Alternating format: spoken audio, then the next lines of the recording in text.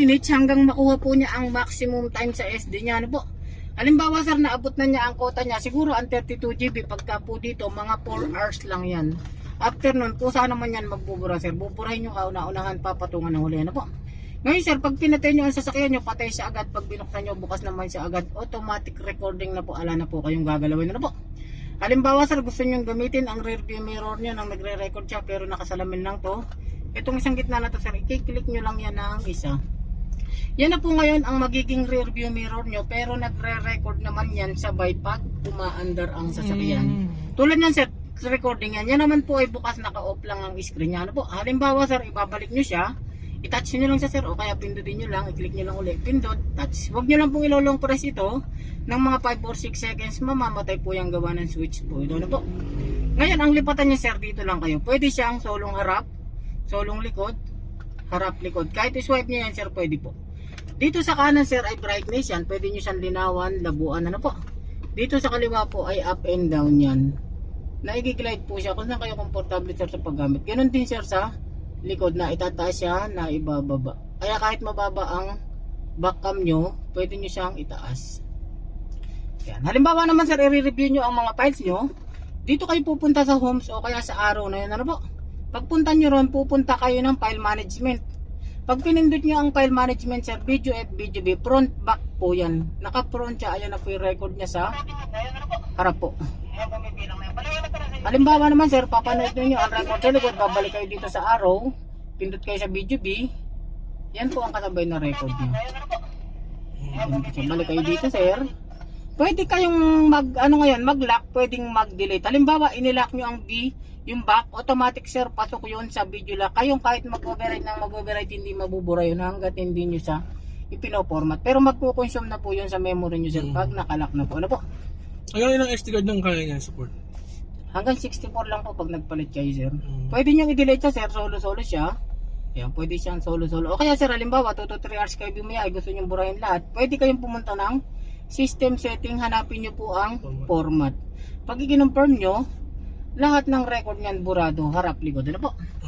Tapos sir, ito ay may tinatawag na 24 hours ng monitoring. Ang monitoring naman po niyan, halimbawa po magpa-park kayo sa mga diling-galdang lugar, nakapatay sa sasakyan nyo. Kahit nakapatay ang sasakyan nyo dyan, kahit ala kayo, hindi naman natin inaasahan, may bumangga dyan harap likod, pwede siyang magbukas sir ng hanggang 25 seconds yan. Kumbaga, may backup battery ito na pang motion po niya sir. Ano po? Paano ang paggamit nun? Ganito lang.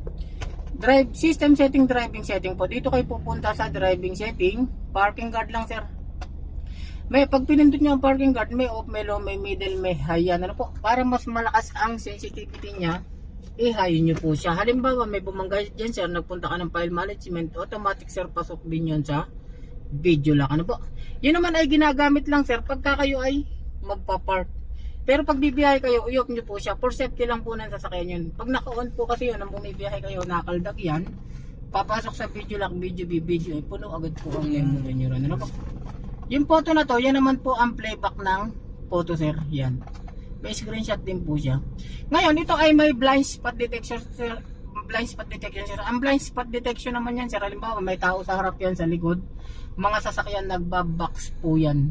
Tapos pag malapit na ang tao sa harap, nagsasalita po ito. Ano po? Pag gusto nyo i-off, sa smart driving po, yan yung po ang blind spot niyan. Naka-on po lahat ng sounds niya, nahanapin nyo lang po dyan. Ano po? Sige lang. Ano po ito, SUV o sedan lang? Ano lang to, sedan lang. Sedan. Wala nga dyan eh. Sige lang. Tapos, babalik kayo sa driving record. Pag bumalik kayo ng driving record sir, automatic start na naman po ng record yan, bibilang yan. Ano po? Pwede nyo i-off ang recording. Ito po yung screenshot niya, yung sinasabi ko, yung playback na sa photo. Kung gusto nyo po siyang diretso nakalock, ito naman po yung kung ayaw nyo alam sound siyang usapan. Kung gusto nyo po siyang ilipat, pwede siyang i-swipe, kabilaan po. Ngayon, ito naman po ang wifi niyan sir. Ito. Nakita nyo po yun. Pag pinindot nyo po yan, magbe-verde po yan. Sige sir, punta po kayo sa cellphone nyo. Na-connect na ako. Na-access ko na. Kanina po? Dito? Ay, video po ano? 1, 2, 3, 4, 5, 6, 7, 8 po ginawa niyo sir. Opo. Tapos pakambyo nga sir ng reverse. Sige po. Yan po ang guide niyan sir. Sabihin ko naman sa inyo, ito ay hindi ganong accurate, gawa ng wide angle ang video nito. Ano po? Ngayon, ang kagandahan naman nito sir, mula mula, ito po ayusin ko na, huwag niya na po itong gagalawin na po kasi sensitive yung guide na yan. Mula sa pula na yon, 1 metro ang layo niyan. Dito kayo mag-a-adjust sir, huwag na po dyan. 0 nakalagay sa gitna, pwede nyo po may 2 araw, pwede nyo siyang pababain hanggang 4 po.